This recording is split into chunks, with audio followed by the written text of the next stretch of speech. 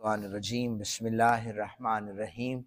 صلو علی الحبیب اللہم صلی علی سیدنا و مولانا محمد وبارک وسلم وصلی علیہ۔ باب مناقب سالم مولا ابی حذیفہ رضی اللہ تعالی عنہ۔ حضرت سالم جو کہ غلام تھے آزاد کردہ حضرت جناب ابو حذیفہ رضی اللہ تعالی عنہ کے ان کے حوالے سے آج حدیث مبارکہ آپ سب سماعت فرمائیں۔ سالم بن ماکل آپ کا نام ہے، کنیت ابو عبداللہ ہے، اہل فارس میں سے آپ تھے، اور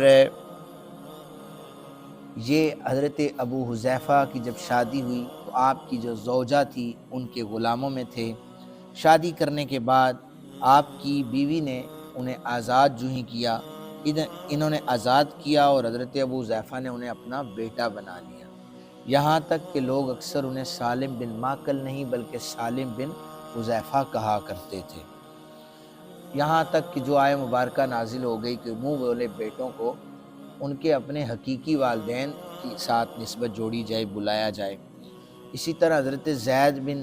حارثہ کے حوالے سے بھی یہی آیہ مبارکہ، زید بن محمد کہتے تھے لوگ تو منہ بولے بیٹے تھے، تو قرآن حکیم نے بتایا کہ زید بن حارثہ ان کا نام ہے۔ آپ منہ بولا بیٹا کہہ سکتے ہیں، لیکن حقیقی جو والد ہے وہ حقیقی طور پر جو ہوگا اسی کا نام جوڑا جائے گا۔ حضرت سالم بن ماکل رضی اللہ تعالیٰ عنہ یہ بدر میں رسول اللہ صلی اللہ علیہ وسلم کے ساتھ حاضر تھے۔ جنگ یمامہ میں آپ بھی اور حضرت ابو حذیفہ دونوں اکٹھے تھے۔ رسول اللہ صلی اللہ علیہ وسلم کے دونوں صحابی اس جنگ میں شہید ہو گئے تھے۔ حدیث مبارکہ ہے، عبداللہ بن عمر کہتے ہیں کہ ایک دن میرے سامنے حضرت جناب عبداللہ بن مسعود رضی اللہ تعالیٰ عنہ کا ذکر ہوا، تو میں نے کہا کہ عبداللہ ایسے ہیں، میں ان سے بہت پیار کرتا ہوں، تو میں چونکہ رسول اللہ صلی اللہ علیہ وسلم سے سن چکا ہوں کہ اگر تم نے قرآن کا صحیح علم حاصل کرنا ہے تو 4 لوگوں سے کرو۔ تو حضور نے جو نام لیے، ایک نام حضرت عبداللہ بن مسعود کا لیا، ایک حضرت ابی بن کعب کا لیا، ایک حضرت معاذ بن جبل کا لیا، اور ایک حضرت سالم بن ماکل کا لیا، کہ یہ جب قرآن پڑھتے ہیں، قرآن کی تشریح کرتے ہیں، قرآن کی تفسیر بیان کرتے ہیں، باقی صحابہ کرام بھی قرآن کے علوم سے واقف ہیں، لیکن یہ جو 4 ہیں یہ یعنی انتہائی اللہ تعالیٰ نے انہیں وہ علم عطا کیا ہے کہ کمال انداز سے بیان کرتے ہیں، اس لیے قرآن پڑھنا چاہتے ہو تو ان 4 سے پڑھو۔ جناب حضرت ام المومنین عائشہ صدیقہ رضی اللہ تعالی عنہا بیان کرتی ہیں، میں نے سید عالم صلی اللہ علیہ وسلم کے پاس آنے میں دیر کر دی۔ آپ نے پوچھا ہے عائشہ تمہیں کس چیز نے روکا تھا کہ تم دیر سے آئی ہو؟ تو میں نے عرض کی کہ حضور میں آپ کی مسجد کے باہر سے گزر رہی تھی، مسجد کے اندر سے بلند آواز سے قرآن کریم پڑھنے کی آواز آئی تو میں رک گئی، خوبصورت آواز تھی، میں سننا شروع ہو گئی، عمدہ قرآن پڑھا جا رہا تھا۔ رسول اللہ صلی اللہ علیہ وسلم نے فرمایا اچھا میں بھی دیکھتا ہوں کون خوبصورت قرآن پڑھ رہا ہے۔ کہتے ہیں میں اندر گیا تو سالم بن ماکل قرآن کی تلاوت کر رہے تھے۔ میں نے عرض کی یا اللہ تیری حمد ہے، تیری تعریف ہے کہ اس نے میری امت میں سالم بن ماکل جیسا مرد پیدا کیا ہے۔ حضرت عبداللہ بن مسعود کے مناقب امام بخاری نے بیان کیے، یہاں پر آپ کی والدہ محترمہ کا نام ام عبد بنت عبد ود ہے، یہ اسلام لے آئی تھی اس لیے ان کا ذکر ہے۔ جو والد تھے زمانہ جاہلیت میں ہی فوت ہو گئے تھے۔ حضرت عبداللہ بن مسعود کی خصوصیات کیا ہیں؟ انہیں جو لقب دیے گئے رسالت امام صلی اللہ علیہ وسلم صاحب الطہور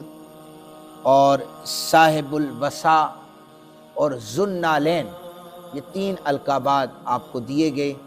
یعنی جب رسول اللہ صلی اللہ علیہ وسلم وضو فرمایا کرتے، وضو کا پانی عبداللہ بن مسعود پیش کرتے تھے۔ رسول اللہ صلی اللہ علیہ وسلم نے آرام فرمانا ہوتا، عبداللہ بن مسعود حضور کا بستر سیدھا کیا کرتے تھے۔ رسول اللہ صلی اللہ علیہ وسلم کہیں پر بھی آپ تشریف لے جاتے، عبداللہ بن مسعود پہلے نبی پاک صلی اللہ علیہ وسلم کی نالین مبارک کو اٹھا کے ایسے اپنے سینے کے ساتھ لگا کر رکھا کرتے تھے۔ جہاں بھی حضور بیٹھے ہوئے نالین حضرت عبداللہ بن مسعود کے سینے کے ساتھ ہوتی تھی۔ یہ رسول اللہ صلی اللہ علیہ وسلم کے سفر میں آگے چلا کرتے تھے۔ نبی پاک صلی اللہ علیہ وسلم اونٹنی پر سفر کرتے کرتے جب کبھی سو جاتے، اونگ آ جاتی، تو یہ نبی پاک صلی اللہ علیہ وسلم کو یہ جگا دیا کرتے تھے۔ نبی اکرم صلی اللہ علیہ وآلہ وسلم آپ کے حوالے سے ابن مسعود کہتے ہیں کہ میں نبی پاک صلی اللہ علیہ وسلم کے اصحاب میں سے یہ تو نہیں کہتا کہ میں بہتر ہوں، لیکن مجھے جو قرآن پاک کے حوالے سے علم ہے وہ یہ ہے کہ مجھے یہ پتا ہے کہ کون سی آیت کب نازل ہوئی، کس کے متعلق نازل ہوئی۔ اگر یہ مجھے معلوم ہوتا کہ مجھ سے زیادہ کوئی کتاب کا علم جاننے والا ہے تو میں اونٹ پر سفر کر کے ضرور اس کے پاس جاتا۔ آپ کی وفات جو تھی وہ حضرت سیدنا عثمان غنی ذو النورین رضی اللہ تعالی عنہ کے خلافت میں ہوئی۔ ایک حدیث مبارکہ امام بخاری نے مزید بیان کی ہے کہ عبد الرحمن کہتے ہیں کہ ہم نے حضرت حذیفہ سے اس شخص کے متعلق سوال کیا جو نبی پاک صلی اللہ علیہ وسلم کی سیرت کے اور آپ کے طریقے کے سب سے زیادہ قریب تھا تاکہ ہم ان سے کچھ حاصل کر سکیں، تو انہوں نے کہا کہ ام عبد کے بیٹے یعنی عبداللہ بن مسعود کے سوا میں کسی کو نہیں جانتا کہ جو رسول اللہ صلی اللہ علیہ وسلم کی سیرت کے سب سے زیادہ قریب تھا۔ نبی پاک صلی اللہ علیہ وسلم کے قریب رہنے والا صحابہ کرام کہتے ہیں کہ سیرت رسول کائنات صلی اللہ علیہ وسلم کی سب سے زیادہ قریب تھی۔ پھر آخری حدیث مبارکہ حضرت ابو موسیٰ اشعری رضی اللہ تعالیٰ عنہ کہتے ہیں کہ ہم جب یمن سے آئے ہم نے دیکھا تو ہمیں کئی دفعہ لگتا یہ تھا کہ عبداللہ بن مسعود رسول اللہ کے اولاد میں سے ہیں، رسول اللہ کے خاندان میں سے ہیں، چونکہ ان کی اماں جان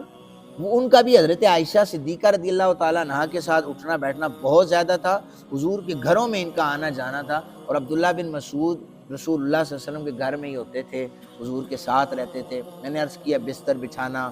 آپ کے نالین اٹھانا، وضو کے لیے پانی رکھنا، کہتے ہم گمان کرنے لگے تھے کہ یہ رسول اللہ صلی اللہ علیہ وسلم کی اہل بیت میں سے ہیں۔ سامعین محترم، یہ اصحاب پیغمبر ہیں، ان کی محبتیں آپ لوگ سنتے ہیں۔ بیان کرنے کا مقصد یہ ہوتا ہے کہ تاکہ آپ کے اندر بھی رسول کائنات صلی اللہ علیہ وسلم کی وہ محبت پیدا ہو جائے کہ جس انداز سے اصحاب پیغمبر صلی اللہ علیہ وسلم کی محبتیں تھیں، اللہ تعالی ہمیں اس محبت کے دریا میں سے گھونٹ عطا فرمائے۔ وما علینا الا البلاغ۔